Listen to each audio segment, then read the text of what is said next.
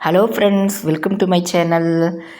நீங்கள் கேட்குறது எனக்கு காதில் விழுகுது. என்ன மட்டன் பிரியாணிலாம் போட்டிருக்கீங்க, நாங்கள் மட்டன் சாப்பிட முடியாது, வெஜ் பிரியாணி போட மாட்டேங்களா உங்கள் சேனலில் அப்படின்னு கேட்டது என் காதில் விழுந்துருச்சு. அதுதான் இன்றைக்கி மட்டன் பிரியாணி சுவையில் வெஜ் பிரியாணி.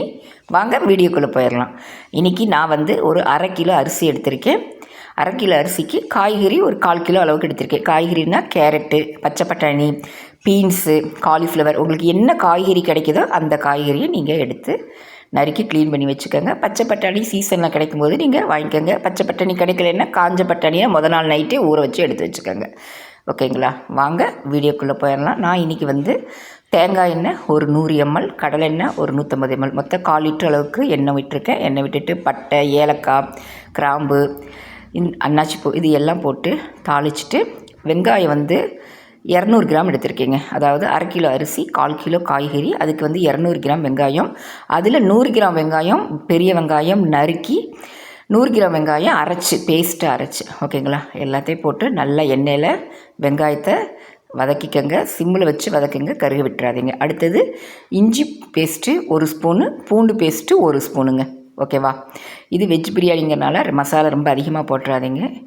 ஒவ்வொரு ஸ்பூன் போட்டு நல்லா மசாலாவை எண்ணெயில் வதக்கிக்கோங்க. தக்காளி, சின்ன தக்காளியை நான் 3 தக்காளி எடுத்திருக்கேன். பெரிய தக்காளினா 2 தக்காளி போதும். தக்காளி அதிகமாக போட்டுட்டோம்னா தக்காளி சாதம் மாட்டே ஆயிரும். அதனால் சின்ன தக்காளியை நான் 3 தக்காளி நல்லா அரைச்சி பேஸ்ட்டாக அதையும் நான் அந்த மசாலாவில் சேர்த்திக்கிறேன். நல்லா மசாலாவில் நல்லா வதக்கினதும் கொத்தமல்லி, புதினா பொடிசாக நறுக்கி அதையும் நான் மசாலாவில் வதக்கிக்கிறேன். இந்த மாதிரி வதக்கும்போது டேஸ்ட்டு நல்லாயிருக்கும். மசாலா நல்லா வதங்கணும். எப்போயுமே இஞ்சி, பூண்டு, வெங்காயம் எல்லாம் எண்ணெயிலே நல்லா நம்ம வதக்கணுங்க. ஒரு 5லேருந்து 10 நிமிஷம் வரைக்கும் வதக்குங்க. அடுத்து நான் காய்கறியை கழுவி எடுத்து வச்சுருக்கேன். அந்த காய்கறியை நான் சேர்த்துக்கிறேன். உங்களுக்கு என்ன காய்கறி கிடைக்குதோ அந்த காய்கறியை நீங்கள் சேர்த்துக்கலாம். ஓகேங்களா? அந்த காய்கறியும் அந்த மசாலாவில் நல்லா வதக்கணுங்க. நல்லா நீங்கள் மசாலாவும் அந்த காயும் நல்லா வதங்கி அப்படியே எண்ணெய் திரண்டு வருங்க. ஒரு மாதிரி பார்க்குறக்கே அப்படி சாப்பிட்லான்னு தோணும். அந்த மாதிரி பதத்துக்கு வந்துடும். இந்த மாதிரி நல்லா மசாலா, காய்கறி எல்லாமே வதக்கிட்டு, அதுக்கு அடுத்தது உப்பு தேவைக்கேற்ப போட்டுக்கோங்க. நான் இன்றைக்கி 1 ஸ்பூன் உப்பு போட்டிருக்கேன். பத்தலைனா உப்பு சேர்த்துக்கலாம். அதிகமாக போயிட்டால் டேஸ்ட் மாறி போயிடும். ஓகேங்களா? அதனால் தனி மிளகாய்த்தூள் 1 ஸ்பூன் சேர்த்துருக்கேங்க. ஏற்கனவே நான் தாளிக்கும் போதே ஒரு பச்சை மிளகா போட்டு தாளிச்சிருக்கேன். பச்சை மிளகா நீங்கள் தேவைன்னா யூஸ் பண்ணிக்கலாம். ஓகேவா? ஆப்ஷனல் தான். 1 ஸ்பூன் போட்டிருக்கேன். நம்ம குழம்பு வெந்ததுக்கப்புறம் நம்ம குடித்து பார்த்துட்டு, அரிசி போடுறதுக்கு முன்னாடி குடித்து பார்த்துட்டு காரம் பத்தலை அப்படின்னா மறுபடியும் இன்னொரு 1/4 டீஸ்பூன் சேர்த்துக்கலாம். ஓகேவா?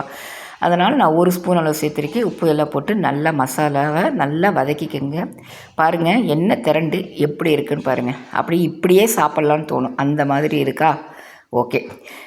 காய் நல்லா வெந்துட்டு நான் குக்கரில் வைக்கல. ஏன்னா வெஜ் தானே, வெஜிடபிள்ஸ் நம்ம இதில் வெந்துடும் அப்படின்னு குக்கரில் வேகலை. குக்கரில் இருந்தால் குழஞ்சிரும் விசில் விட்டேன் அப்படின்னால நான் இன்றைக்கி ஒரு பாத்திரத்தில் தான் வைக்கிறேன். அதே மாதிரி நான் இன்றைக்கி எடுத்திருக்க அரிசி பிரியாணி அரிசியில் குருணை, அதாவது சீரக சம்பா பிரியாணி அரிசி குருணை மளிகை கடையில் கிடைக்கும்.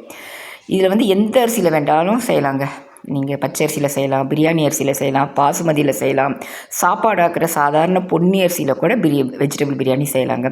நான் பிரியாணி சீரக சம்பா பிரியாணி அரிசி குருணை அதில் ரொம்ப டேஸ்ட்டாக இருக்கும். இந்த அரிசி குருணை லெமன் சாதம், தக்காளி சாதம், புளி சாதம், வெஜிடபிள் சாதம் எல்லாத்துக்குமே ரொம்ப டேஸ்டியாக நல்ல வித்தியாசமாக நல்ல பிரியாணி வாசனையோடு இருக்கும். அதனால் இந்த அரிசியை நான் சேர்த்துருக்கேன். இது ஊற வைக்கக்கூடாதுங்க. மற்ற அரிசியாக இருந்தால் ஒரு 1/4 மணி நேரம் அரிசியை ஊற வைக்கலாம். நான் இந்த அரிசிங்கனால ஊற வைக்கலை. ஓகேவா?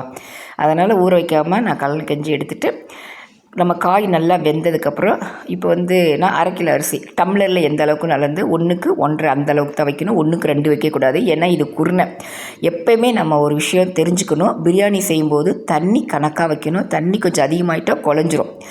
அரிசி வேகாமல் தண்ணி இல்லை அப்படின்னா கூட ஒரு 1/2 டம்ளர் தண்ணி கொதிக்க வச்சு அதில் ஊற்றி நம்ம இதை மேனேஜ் பண்ணிக்கலாம். ஆனால் அதுவே தண்ணி அதிகமாகி சாப்பாடு குழஞ்சிருச்சுன்னா டேஸ்ட்டே மாறி போயிடும். ஒரு பிரியாணி செய்கிறதா இருந்தால், வெஜிடபிள் பிரியாணியோ மட்டன் பிரியாணியோ எது செய்கிறதா இருந்தாலும் உப்பு, காரம், சாப்பாடு குலையாமல் இருக்கணும். அப்போ தான் டேஸ்ட்டு ரொம்ப ரொம்ப நல்லாயிருக்கும். இப்போ அரிசி போட்டு நல்லா வெந்ததுக்கப்புறம் நல்லா பாருங்கள் எப்படி இருக்குன்ட்டு. நான் ஒரு 1/2 எலுமிச்சம்பழம் விதை இல்லாமல் அதை பிழிஞ்சு அதை ஊற்றிட்டு, அதுக்கப்புறம் நெய் நம்ம பிரியாணிக்கு செய்கிற மாதிரியே தாங்க. நெய் 2 டீஸ்பூன் அளவுக்குங்க. லெமன் போட்டுட்டு சாதத்தை நல்லா கிளறி விடுங்க. லெமன் பிழிஞ்சு விட்டுட்டு விதை போட்டுறாதீங்க. விதை இல்லாமல் லெமன் சாறு, அரை எலுமிச்சம்பழ சாறு போட்டு நல்லா சாப்பாட்டை கிளறி விடுங்க. கிளறி விட்டு சிம்மில் வச்சுட்டு அப்படியே தம்மில் வைங்க. சாப்பாட்டை தம்மில் வச்சுட்டு நெய் விட்டு அப்படியே நெய்யை வந்து எல்லா பக்கம் சாதத்துக்கு வர மாதிரி இந்த மாதிரி அப்படியே தடவி விடுங்க. அப்படி ஒரு 5 நிமிஷம் தம்மில் இருந்தால் போதுங்க. அப்படியே ஆஃப் பண்ணிடுங்க. ஆஃப் பண்ணதுக்கப்புறம் நீங்கள் பார்த்தீங்கன்னா எப்படி இருக்குது பாருங்கள். அசல் மட்டன் ஒன்று தான் இல்லைங்க, வெஜிடபிள் பிரியாணி மாதிரியே இல்லை, மட்டன் பிரியாணி மாதிரி இருக்குது. டேஸ்ட்டும் மட்டன் பிரியாணி டேஸ்ட்லேயே இருக்குங்க. ஓகேங்களா? நீங்கள் கேட்டிருந்தீங்கல்ல மட்டன் பிரியாணி வீடியோலாம் போடுறீங்களே, எங்களுக்கு வெஜ் பிரியாணி போட மாட்டிங்களான்னு. உங்களுக்காக தான் இந்த வீடியோ. இந்த மாதிரி நீங்கள் ஏற்கனவே யாரும் செஞ்சு சாப்பிட்ருக்கீங்களா, இல்லை இனிமேல் தான் செஞ்சு சாப்பிட போகிறீங்களா? இந்த மாதிரி செஞ்சு பாருங்கள். செஞ்சு பார்த்துட்டு சுவை எப்படி இருந்தது அப்படிங்கிறதையும் கமெண்ட்டில் தெரியப்படுத்துங்க. Thank you friends.